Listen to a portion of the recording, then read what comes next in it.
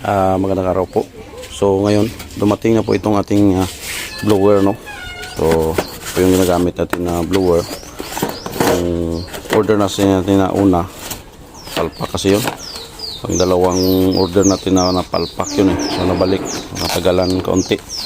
So ngayon pa dumating itong nagbalik tayo dun sa sealer natin. So, palpak yung dalawa. Mura nga, yung pala maliliit.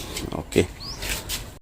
Ito ang order ni Sir Danrets at ni Sir Roberto, taga Laguna at taga Manila. So ito yung burner niya, LPG mode, original natin na design. So ititispair natin para mapadala na po natin. Kita nila ni Sir kung okay na basak nila yung apoy niya. Okay, paapuyin ko muna po magpalingas, no, magpaapoy ng ating use oil kalan. So lagyan muna natin ng papel. Yan, yung papel. Tapos lagyan natin ng krudo. Krudo po yung unahin natin na. Huwag po yung oil kaagad. Kasi kung oil, may laman yung oil sa loob. Matagal po yan painitin. Matagal po yan mag-apoy. Yan. Tapos sindihan na natin yan. So ito, nasindihan na po natin ito. Ang gagawin natin, i-on natin yung blower. I-pull na po natin kaagad. Yan o.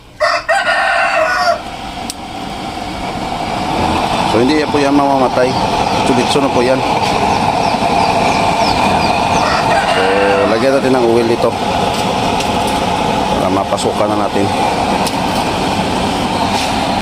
So ito, pag initan din natin ng tubig para pagkape natin. Yan. Ang ganda ng apoy.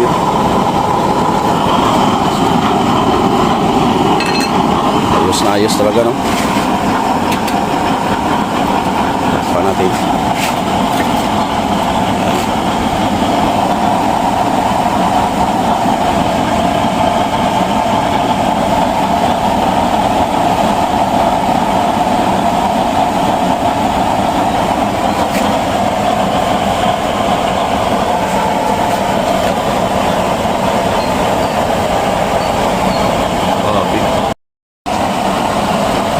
Ito na po yung apoy niya.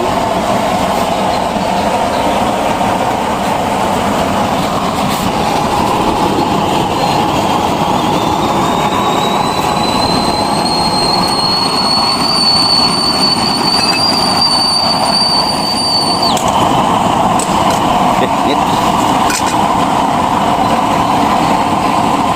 Yes.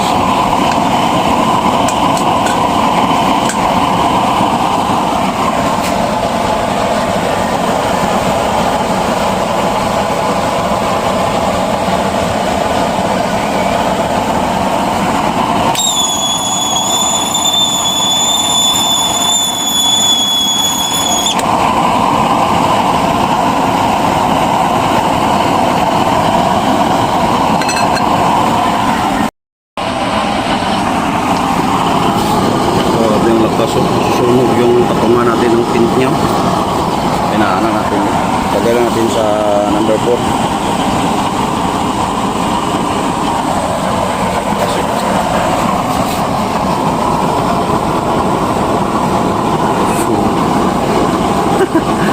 Susunog. Di palatas.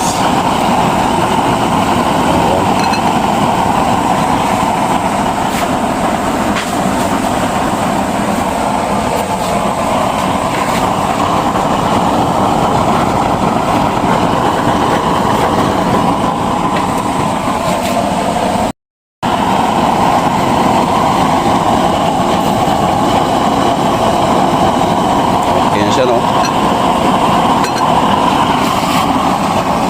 Pasok.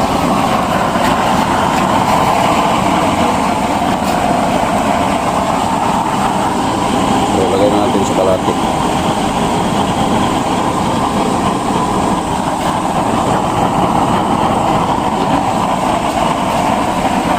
Para malapit na siyang maluto eh. Ayan. O, diba? Tingnan natin. So ayan, kung ganyan na yung kuan, wala na siyang tubig, no, pain-in na lang po tayo. So dito, hinaan na lang natin, patak-patak na lang tayo dyan. Tapos ipainiin natin. So ilagay natin sa number 2 or number 1. Yan. Yan. Babadahanan pa natin, number 1.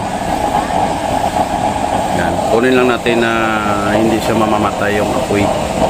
Hindi makuha yung blower mamamatay. Yan. So nagpapainiin na lang tayo, no? Yan, no? Dito sa kabila, painiin din natin, try natin painiin para makita din ni sir. Yan, number 1. Yan sir, yan yung in ng pan mo sir Danrich. Ito po yung in ng inyong kalan. So napakaganda, no? Yan. So ito naman kay Sir Roberto. Yan, yung in mo sir, ito na yan sir. So yan, no? Parang hindi makikita yung apoy mo kasi mapagkasi. Ayan, no? So, yan. Maluluto na po yung pagkakanin natin dyan pag ganyan na siya. Kasi napaingin natin, no? So, yung mangingitim yung kaliro natin kasi napaingin natin. Ayan. So, di ba? Parang hindi makikita yung ini, no?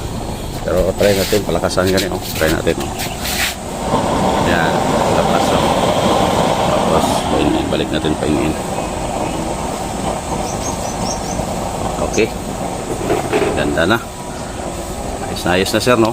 Tested and proven na sir kasi dito muna yan yung protocol natin na pinaglutuan muna natin or iti-test-fire muna natin, papakita sa inyo kung okay sa inyo, tapos bago natin yung pampadala. So ayan, magandang araw po. So ngayon natapos na natin test-fire itong kay Sir Danrich at saka kay Sir Roberto. Yan, Roberto, taga Maynila po si Sir Roberto. So yan, pinagsaingan natin para mapakita natin kay sir na totoo yung natin, totoo yung ating apoy ng kalan natin, na mapainin natin, papalakasan natin. So yan po yung niya, pinaglutuan niya. Yan. So yan, oh. So nagpapainin na lang tayo para maluto na yung kanin natin.